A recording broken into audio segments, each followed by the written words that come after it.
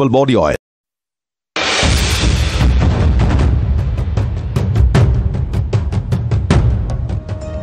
এই মুহূর্তে একটা ব্রেকিং নিউজ দিয়ে আপনাদের দলছুট দাঁতালের উপর অমানবিক অত্যাচারের পর এবার খাঁচাবন্দি চিতাবাঘের লেজ ধরে টানাটানি। হ্যাঁ, সেই ছবিটা দেখাচ্ছি আপনাদেরকে। কথা বলবো রনির সঙ্গে। রনি, বন দপ্তর তারা কি কিছুই দেখেনি? দেখেও কি চুপ ছিল? এই পরিস্থিতি কেন? দেখো, একটা জিনিস কিন্তু পরিষ্কার যে মানুষের সাথে বন্যপ্রাণীর যে সংঘাত সেটা যেমন বেড়েছে, তেমনি কিন্তু মানুষ কিন্তু উচ্ছৃঙ্খল হয়ে উঠেছে। আমরা গতকালকে দেখেছি যে একটি চিতাবাঘ নেবুচাপুর চা বাগানে খাঁচাবন্দি হয় বন দপ্তরের পাতা খাঁচায়, এবং সেই চিতাবাঘের লেজ ধরে রীতিমতো টানাটানি করতে দেখা যায় সেখানকার বেশ কিছু মানুষকে। এমনকি চিতাবাঘের লেজ থেকে লোম উপড়ে নেওয়া হয়, ছিঁড়ে নেওয়া হয়, এবং সেই চিতাবাঘ কিন্তু খাঁচার ভেতর থেকে কিন্তু চিৎকার করতে থাকে।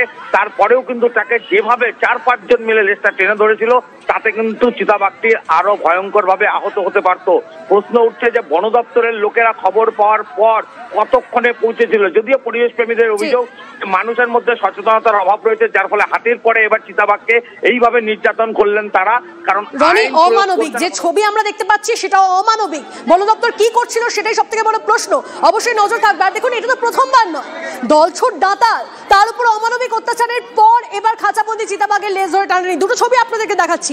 TV9 বাংলা দুটো ছবি আপনাদেরকে দেখিয়েছিল। একটা দিকে আপনারা দেখতে পাচ্ছেন হাতিকে উত্ত্যক্ত করছে স্থানীয়রা, অন্যদিকে আরেক জায়গায় লেজ ধরে চিতাবাঘের লেজ ধরে টানাটানি করা হচ্ছে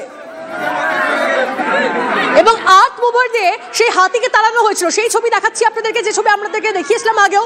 অমানবিক ছবি। দেখুন মানুষ কতটা অমানবিক হতে পারে।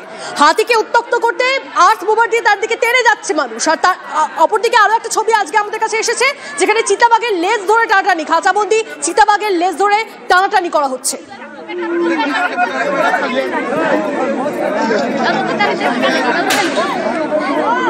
लेके जाता हूँ